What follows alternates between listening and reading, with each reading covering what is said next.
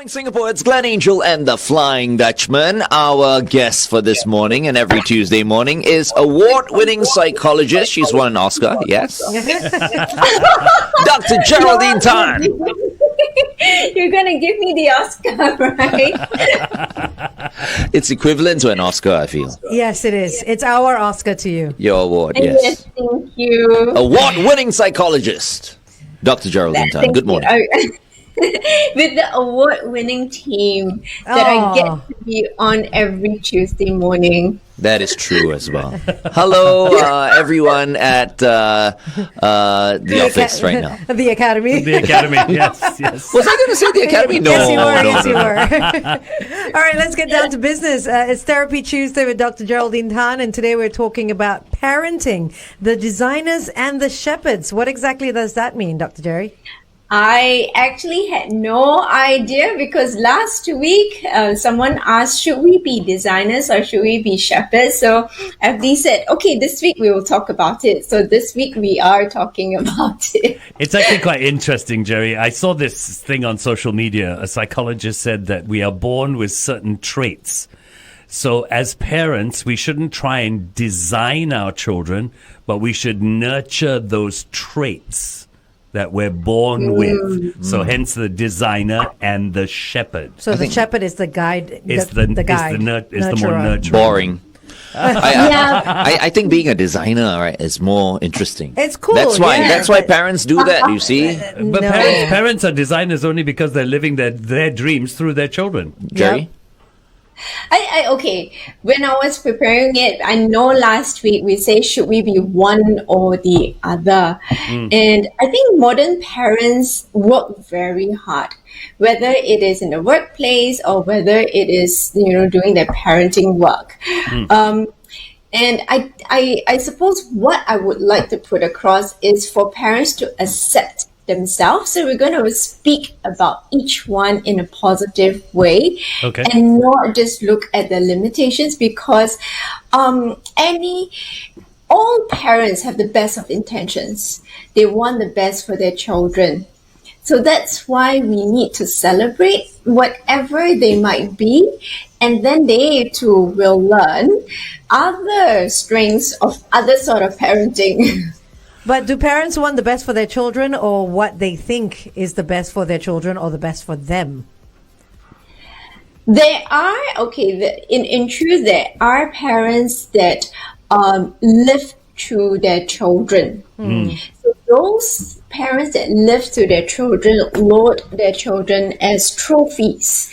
So they attempt to push their children into certain directions or to do certain things, to adhere to whatever that they want, right? Some of them do it very consciously. Some of them do it subconsciously. They do not even know or do not even realize what they have been through that made them parent in that certain way.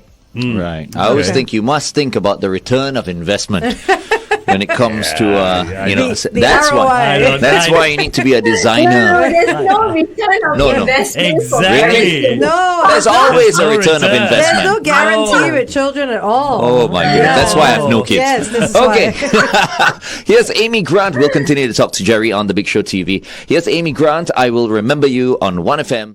Today we're talking about parents, the designer parents and the shepherding parents, and you wanted to look at the positive sides of both. yes. What does the designer parent bring to the table? Yeah, so I would twist what you have watched or seen on the socials. So I look at designer parents as designer parents, those that are very creative, those that are very adventurous, I suppose. So they teach their children a few things, right? They teach their children to be open to new things, to be curious, to be creative, to learn how to problem solve differently. So these are the designer parents. Okay. And It sounds quite positive. I mean, what you just said.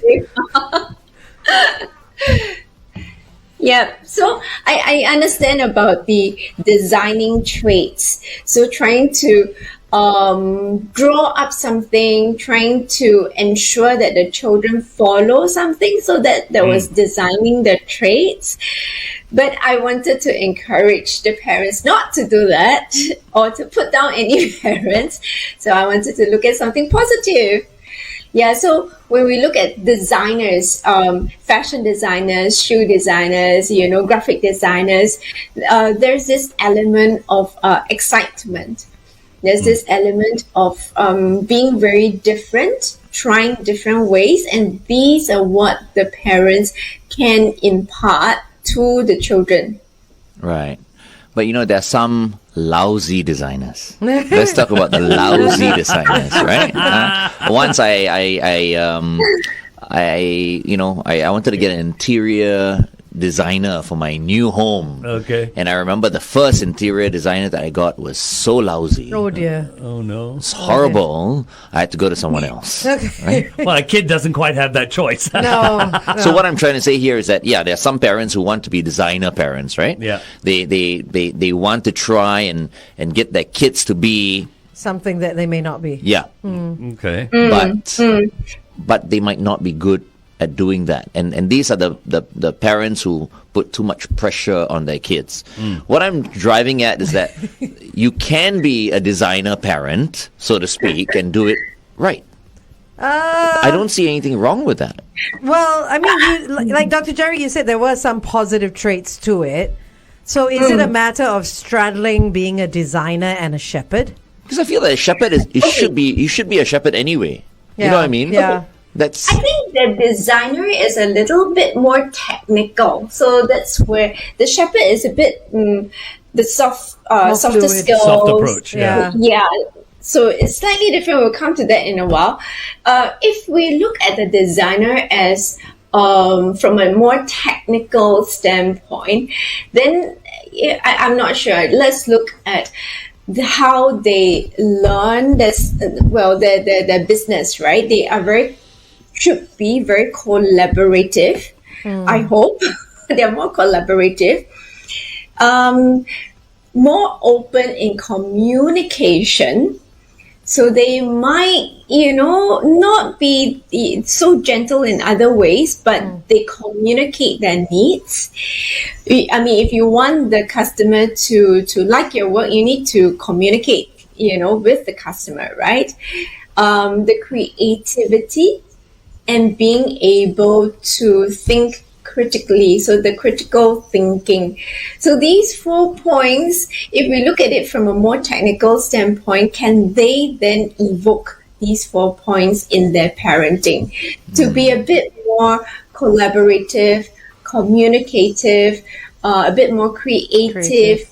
And also to do critical thinking. So it's 4 C's. I've got to say, Jerry, there are parents listening to us now. When you say collaborative, what do you mean? Collaborative, working with the child rather than I work my way top down, or the child takes the lead. Then The child works for me. No. You are my slave. But most parents are seen as role models. So, as I was mentioning earlier on, right, I feel like, okay, parents should be shepherds, no matter what. Yeah. Right? Of course. And, goes without and saying, I feel right? like if you're a designer parent, right, it's because you want your kid to have an edge over everyone else. So I see it that way. Yeah, because Parents when- are shepherds. When you say creative, critical thinking and all that, those are life skills that kids should have anyway, right? Which all Or parents should be taught should teach their that. children. So that comes from the designer's side of it. If we look at the shepherding parents, then it's really gentler. Okay, so maybe if we look at the I mean, we can jump to it. Let me just see. Okay, so there are 7 ways, we look at shepherding parents, right? First, they offer the basic needs. We know that they feed and clothe their children. The next one, they provide for their children, so financial part of things. They know their child. So they know their personalities, they know their child, they know them intimately, and then they care for their children. So that's why it's very, very gentle. They lead and also they protect. Yeah. Okay, and if they stray away, they kind of navigate them back into the flock, and they correct and train behavior. So it sounds like it's a very gentle way. But if we're looking at other skills, so the critical thinking, the creativity don't seem to fall into this category. So, because I'm thinking like the Lord is my shepherd. Yeah. Yeah. No, but I'm thinking Yeah. like you say feed, clothe, financial, the care, the leading, the protection and all that. But those are all inherent anyway. That's what parenting is about. Yeah, exactly. It goes without saying that this is what makes a parent. Someone who's there for the child, supporting emotionally, financially, physically and everything else. Then you say it's not so great if they also want to jump in there and be a designer, to be a creative to teach their children to creatively think, and all that other stuff. It seems to me like both are good in certain ways, obviously. So that's why we need to borrow the strength of the different types of parenting. So there's no one parent that is the one perfect parent. So if we can mix and match, also dependent on our personality, it's also very important because every child is different. I want to pick up on something you said earlier. You said that... Oh, sorry, Glenn. You go ahead. I'm just 3, 4, 5 seconds, and then he saw me. No. I just want to say that if I had kids, I would be the perfect parent. Yeah, that's what every parent thinks before they have children. Okay, that's all I wanted to say. Yeah. Not sure about the return on investment, though. Perfect parent, red card. Boom. Okay, stand by. We're going back on air. You can ask Jerry your question. Yeah, no. Good morning, Singapore, and welcome to The Big Show with Glenn, Angel, and the Flying Dutchman. Our guest for this morning is Dr. Geraldine Tan. And earlier on, you mentioned there's a traffic congestion on Jalan Anak Bukit. To Jalan Anak Bukit. And the moment you mentioned Anak, I was thinking of the lyrics. When you are born into this world, your mom and dad saw their dreams fulfilled. Yes. Okay, there you go. Which is what we're talking about this morning. We are. We're designer parents. We're talking about parenting. And I want to pick up on something that Jerry said. She said when you talk about shepherd parents, they know their child. This is not to say a designer parent doesn't know their child. My point is, doesn't a designer parent, even though they know their child, still want their child to go in the direction that they want the child to go? Correct. So they'll get their return of investment. You know what I mean? I know my child. I know you're really good at this. I know you can do this. I know you're brilliant, but you need to be a lawyer. You need to be better than me. I need my return on investment. Yes. Isn't that what a designer parent is? Oh, we lost you, Jerry. Oh, you're on mute again. We lost you, Jerry. Sorry, no, because Shalini says a bit of feedback, so I quickly switched off my mic. Oh, right. I give you permission to just leave your mic on all the time. No, so I hear what you're saying with, the designer parents, but both parents have their own agenda. So the designer parents seem to be more overt in their agenda. It doesn't mean that the shepherd parent does not have an agenda. If I shepherd a child, I need to know where my destination is also, right? Yeah.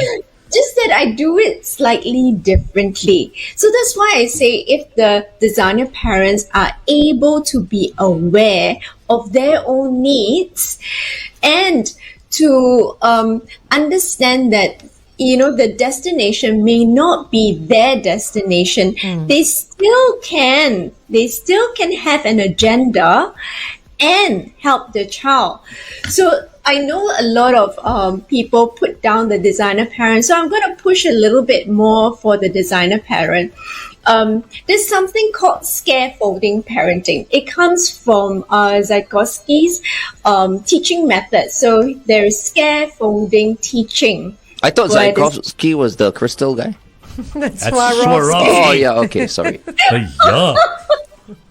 For a moment, I was like, oops, did I pronounce it wrongly again? Don't throw her off. Yeah, please go on. Yeah, but yes, so we want to teach students, right? He wanted to teach students to be self-reliant. So they put in that scaffolding format to teach children. Now, scaffolding parenting is very similar. We want to teach the children to be self-reliant. So we give them enough to do the things that we want them to do. So, for example, right? So there are 4 stages before I go to the example. There are 4 stages. One is you look at what knowledge is required. What is the foundation knowledge that is required? Then the second stage is you introduce a new task. Third stage, you provide the scaffolding. And the 4th stage is the display of the mastery of that new knowledge. Sounds very big. I will break it down using an example. Okay, so for example, I know a lot of parents say, oh, I cannot get my child to buy food from the food store. Okay, because the child goes, I don't want, I'm scared, or something like that. Yeah. Okay, so the first stage, the parent finds out what the issue may be. What are the child's needs? Not the parent wants the child to buy the food. That's the parent's need. Now we find out what is the lacking information that the child needs. Okay? So I've got to do a time check right now, and then we'll continue this conversation on the Big Show TV. Using the example of a child trying to order food, but they can't do it. Yep. So the first stage that I was talking about is we find out the needs. Oh, I'm scared I would spill the soup. I'm scared. I don't know how to talk to the storeholder. Yes. I'm scared. I don't know how to pay. Okay, so if we find out already, then the second stage is to help him with whatever that he needs. For example, if you can't pay, okay, let's look at just paying. Okay, so it's not the carrying, it's not the asking, it's the paying.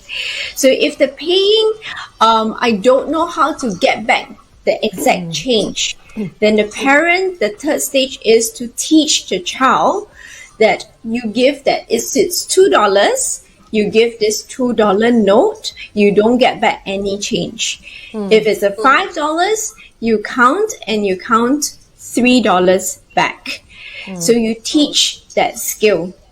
But then you don't have to bother about the other two. Maybe you're talking to the storeholder or talking to or carrying the bowl of soup, right? And then once the child has done it, to celebrate that action. Oh, you did it. You managed to hand the money over, or you counted the exact change. Yeah, I like how you put it that way, because a lot of parents just want to send their child out to buy something, go get us a drink, go get us a tray of food or whatever it is. But then we don't realize that this is something that we've done for so many years. It comes almost second nature to us. We don't even think about it going up to a stall and ordering something. But to a child who's never done it before, they don't know the whole process of it. They don't know what to expect. As you mentioned, they don't know how much money to give, how much money to get back and all that. So it's a whole journey for them, which we often forget about because we've done it for so many years. Hey, So Go ahead. No, you go ahead, Jerry. I'll come in with mine later. So this method is a very simple method, but the parents actually can use it. It's very slow. You can imagine you will need time, you will need effort. And actually the designer parents have the patience to do that. So we always think that the designer parents are a bit more impatient. No, they're actually not. They're actually very patient. Just that if they know the know-how to do it, then it wouldn't be so frustrating for them, I suppose. Yeah. I remember one of my kids always had a problem with ordering food. We would say, can you go and get 2 coffees and a tea? Or, a water, a coffee and a tea. And she'd go, I don't want to. I don't Yeah. want to. And we said, just go do it. Yeah. You know the math. Here's the money. Yeah. You know what you're supposed to get back. And she wouldn't do it. Good. Until she spoke up. Until she spoke up. And, she said, do you know why I don't want to do this? And she said, because everybody around me is speaking in a different language. They're pronouncing the Chinese correct. They're pronouncing the Malay correct. And she was embarrassed that she might not pronounce it correctly. And it was only when she said that we realized that was her stumbling block. Her fear. Her fear. And we just said, go. No one's going to hold it against you if you don't pronounce a word properly. They'll understand what you want. And she tried it, and she was fine after that. Designer parent over here. I wouldn't have asked my daughter to go and order stuff What would unless you have I want done? her to be a coffee auntie next time. Oh, But then who orders then? You order, lah, of course. so you would go yourself to order? I'm like, okay, kids, you sit down here. Okay. Let Papa go and order. And then at what point does your child learn? Yeah, till they are old. When they grow up, lah. That's I mean, where as they long have as to you don't want her learn. to serve people Oh in my future, you God. don't want her to be a waitress It's got or nothing to whatever. do with that. What's wrong with being a Being a waitress? waitress. Yeah. Nothing. No, I'm that saying. you just said. But Yeah. but for me, Careful I now. have other what do you call plans? For, Designs in Yes, mind. yes. This Correct. is why you don't have children. Okay. Correct. Yeah. Actually, good for the world. Is Yes, what I think so as well. We don't need a Glenn Ong as a father. Might be a monster. No, Oh my my goodness. kid might turn out to be a monster. So, for example, if I had a son and I wanted to start him out on golf, right? Right. My target will be Tiger. he needs to be the next Tiger Woods. There you go. That's all. Oh my goodness. Okay. But what You'll be known as a tiger dad. I don't care what his target is. I'm designing him. He needs to be a Tiger Woods. If I want my kid to take up swimming, for example, other people will go Joseph Schooling. No, No. Michael Phelps, everybody. Ian Thorpe. This is the target. Michael Phelps. You might as well go all the way. No halfway. So, Jerry, I ask you then, what about this? Glenn said it. I don't care about your target. It's my target. What do you say to parents like that? Is he living vicariously through the child? Is It that what he's trying to do? doesn't mean if I say I don't care, I'm killing the kid. No, you don't I- know how I'm managing the kid. I want to know what Jerry's thoughts are when a parent goes, it's my target, never mind your target. As in, never mind everybody's target, or never mind the child's The target. child's The target. 3-year-old child's The target. 3-year-old, What yes, target does the 3-year-old child have? Oh my Needs to be goodness. taught, right? Exactly. Okay. First of all, the parent knows the child. So if you're going to say, I want my child to be like Michael Phelps, I hope that you are being realistic. That means you know that your child has the ability and the strength, and Angel is shaking her head. Realistic is not within Glenn's vocabulary. Let's not talk about Glenn. Let's talk Okay. about many parents. Many parents, even when they come for sessions, right, we trust the parents because they are the expert of their children. Now, all the professionals are expert of the book knowledge and whatever experience that we garner. But only the parent is the expert of their own children. So they might say that, my child has these strengths or displays these strengths. And therefore, I would like to mold the child in this direction. Angel, go ahead. But do you really think that all parents know their children? Because about mean, to say. That's a good question. We'll ask Okay, you that yeah. question on the radio. Okay. Morning and welcome back to The Big Show and The Big Show TV. It's Glenn, Angel, and the Flying Dutchman. Our guest for this morning is Dr. Geraldine Tan from the Therapy Room. Now, Jerry, you mentioned that parents know their children. They are the experts. And Angel's got a very interesting point. yeah, I mean, like you said that every parent will know what their kid needs, what their kid wants, what the kid is like, and therefore, if they see a small inkling of, say, a talent or anything else, they will guide their children towards that. But designer parents, are they sometimes the extreme designer parents? Blinded by their own personal agendas or goals, and honestly do not know their children at all, because if they knew their children at all, they would not try and guide them down a certain way, guide them down their way. If they knew their children, they would allow them to grow in their personal space, right? But there are some parents that just constantly, like, for example, I mean, if we're throwing names out there, if Glenn Ong was a parent, he would be, my child is going to play golf and become a Tiger Woods, or my child is going to be a swimmer and become Michael Phelps. So that's not really... Must be number one. There you go. That's not... You see, there are a lot of parents like the potential parent of Glenn Ong that think that way. But isn't that a personal agenda issue? There are always the extremes in any sort of parenting, right? Any sort of parenting style that we choose to pick. I don't think it's just fair to just take the extremes. But of course, if you're the extreme, then we will want to know whether you're doing it deliberately or you're doing it subconsciously. Yeah, so sometimes the parent is doing it very subconsciously, and then when we alert, so I had one of the parents that wanted the child to do ballet and push the child really hard.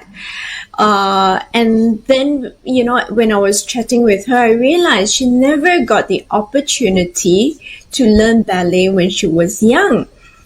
You know, and although she was able to articulate it all the time, it was only when it clicked in her mind that she would, because she cannot have it, she was breaking her child. And despite the child having talent, it was not the child's wants. Breaking in what way, though? Did the child break a toe? No, breaking the child's spirit, because you know, you must go for all the classes, and you can imagine how intensive some of the classes can be, and all the competition and all the performances. So the child was like, yeah, but I don't want, I just want to have fun. I don't want to be a ballerina. I just want to have, you know, a good time with the sport. And that was not, permitted until the child broke down, and the mom goes, I don't understand. I give her the best. How can she come and say that she, you know, doesn't want to do it anymore? Yeah.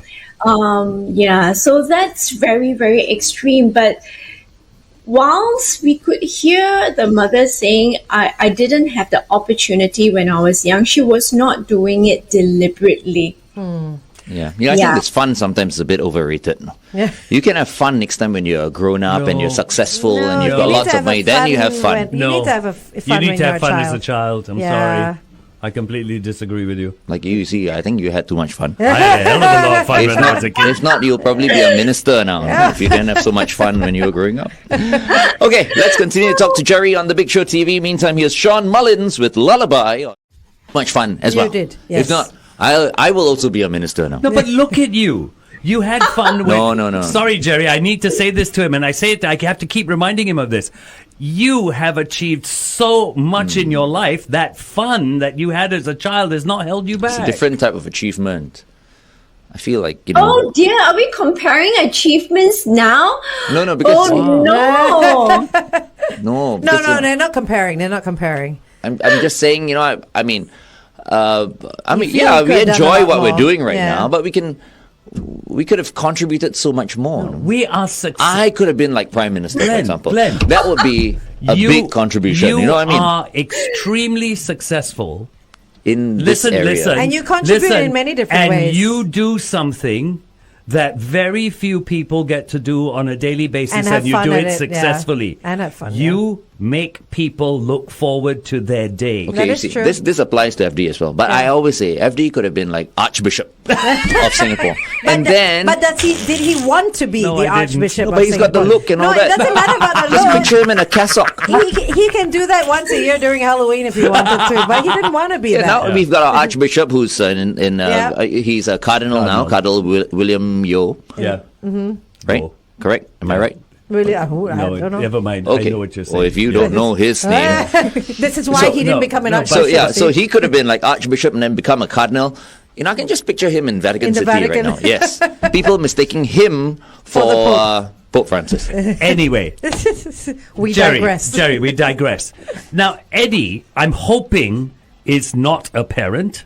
Oh, If he is, it's a really interesting question Eddie has on you're our hoping Facebook. he's not a parent. I'm wow. hoping. Because if he is, this is an interesting question.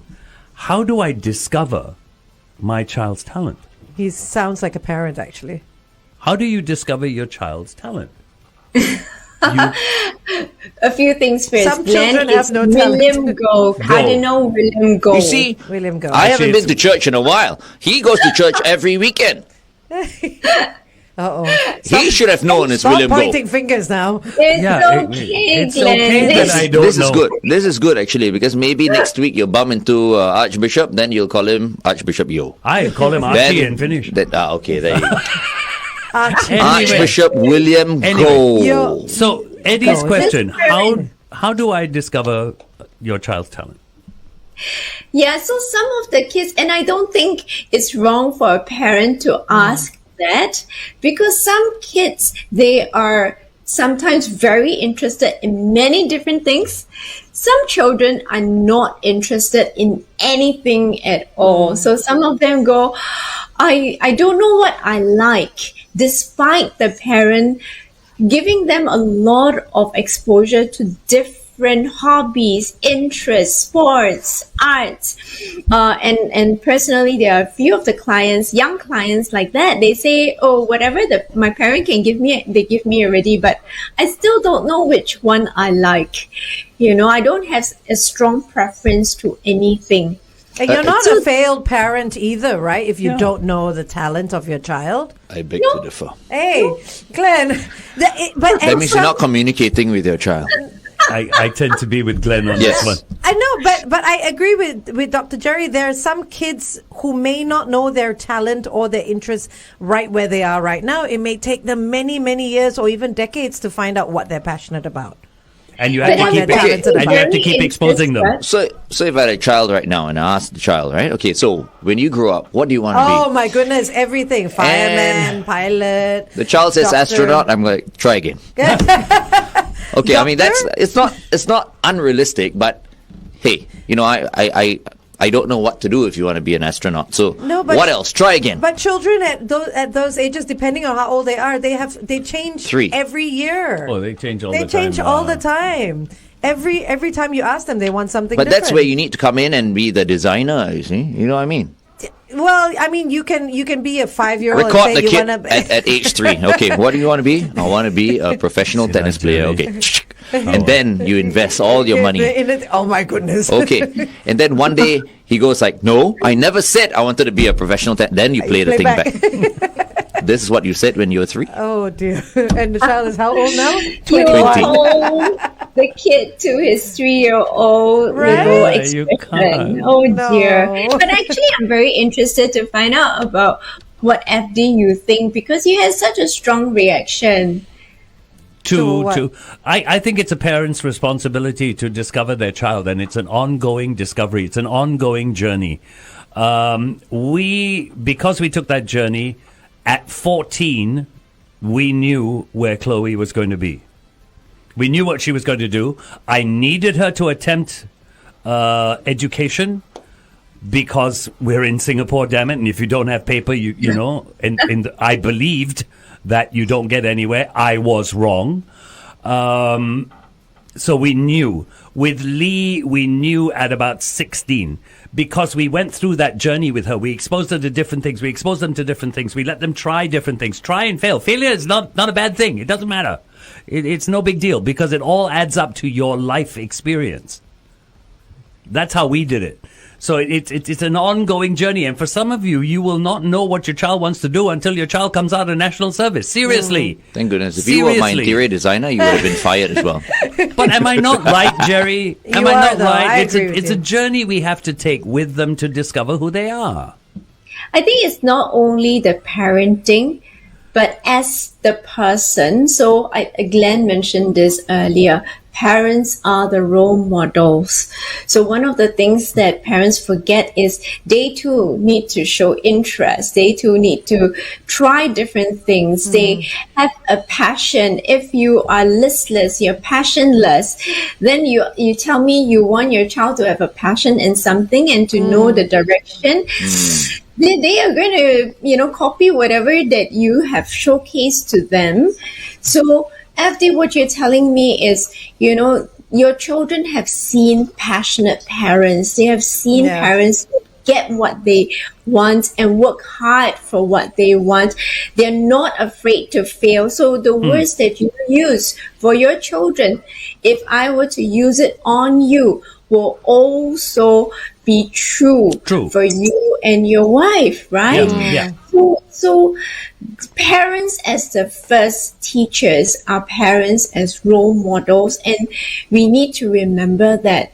So for many, many parents, we want to build them up because there's no point us building the children up and, the parents are insecure. The parents are just, directionless. The parents are not driven. And then I want my child to be driven. It doesn't quite work that way. Right. Actually, I'm surprised none of your daughters became a radio personality. Radio presenter. I'll tell because, you, they'll look at you and go like, okay, Daddy, I want to become a radio presenter. I'll tell you honestly, I tried my hardest to steer them away from it. There. So what have you been saying now? No. I tried to steer. If they wanted to, listen, if they wanted to, and they've all done VO talents and stuff like that, if they wanted to do it, I would not have stopped them. That means you're also a designer, Hold on, traffic. Wait, hold on. Okay. Good morning, Singapore, and welcome back to The Big Show and The Big Show TV. It's Glenn, Angel, and the Flying Dutchman. Okay, what we discuss on The Big Show TV stays on The Big Show TV. We won't pursue what we were just talking about. Okay. Because we're running out of time. We've got to wrap up. Yeah, but Dr. Jerry, just to wrap it up, the last bit that you were saying, are you saying that driven parents and passionate parents bring up driven and passionate children? The tendency for the children to imitate what the parents do is very, very high. So get in there! I'm sorry. What? Yeah. What are you doing? Get in there! Win! Okay. Driven parents need to do that. They need to teach their kids never to lose. Only win. Oh. Driven, that's only win and grow. Stress. Win and learn, not Okay. win and lose. Yeah, it's win and learn. Win and learn. It's not losing. You can't lose. You need to win. That's learning. That's what you need to teach your kid. Win and learn. Winning is good. Losing is bad. You don't lose, you learn. Yeah, No, okay. that's what people say, but it's not true. Everything is a learning process, and I think that's what parents, can. So we learn from the shepherd parents to teach the children to learn from mistakes, to navigate them away from, treacherous paths and wrongdoings.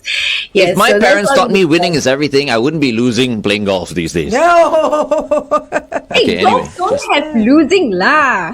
Yes, Okay, that's sorry, true. sorry. Yes, Yeah, yes. exactly. I wouldn't be learning. You play a different kind of golf. Okay. So. Yes. All right, Dr. Jerry, any There's final no winning words? and losing. Yes. So, so for the parents that want to send the children to a psychological camp, we have upcoming camp at the end of the month, a staying camp for teens, and also beginning of December for the little ones, so they can send them down. Can we Nice. send Glenn to the? Can we send Glenn? Yeah, Let's send Glenn. Just don't know which one. Should it be for the teenagers or should it be for the little ones? The little ones. put Let's you start with him the at I the was just beginning. thinking the other day, right? I want to take a psychology course Oh my and gosh. become a psychologist. Oh no, please. Then don't. I can Please join don't. the- No, please don't. I don't. Stick with what you're good The at. Dr. Jerry team. No, stick with what I you're good at. I don't know that a psychology course wouldn't be bad for Glenn because I think he'd learn things. Yeah, he needs to learn, right? He'd Yeah, learn things. clearly, yes. You would learn things. You haven't learned all that. We haven't So built you to judgmental. your No. full potential You yet. You've still got. Anyway, a little quote that I found.